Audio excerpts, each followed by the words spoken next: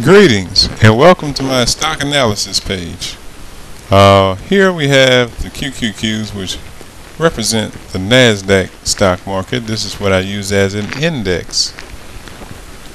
We're going to take a look at the weekly chart. Here you see on the hard right edge, as it is called, you have a 200 period moving average, a 20 period moving average, and the position currently of the stock. Now, to analyze the right side, you have to analyze the left side of the chart. And here we have a little support which it formed, and a little support here, which is all on top of the 200 period moving average, which signals some sort of strength. The thing that signals weakness is this multi-bar sell-off. And so that puts us in a state of confusion at the present time. In other words, if you're thinking about initiating new trades, your stock needs to outperform the market. Other than that, we're sitting on our hands. It's time to sit on your hands.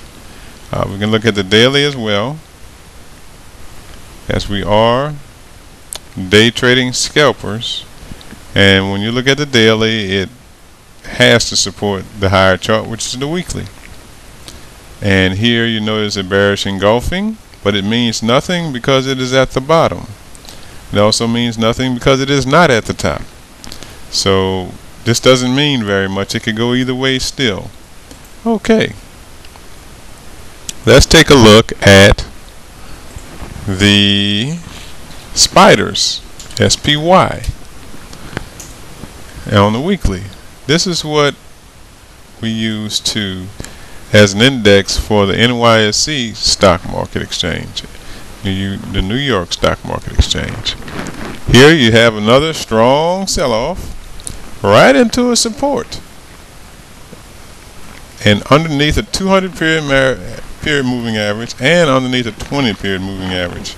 So what does this mean? This means that people are very interested in getting rid of U.S. stocks. That's exactly what that means. Here you have a support. So we really don't expect the whole market to go very far this week. This is also a week of July 4th, which is a holiday. Amazing how all these things just happen to coincide, isn't it? Magic.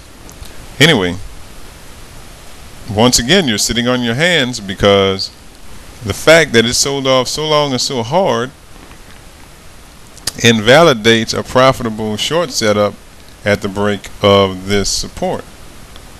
And there is no long setup as of yet at all.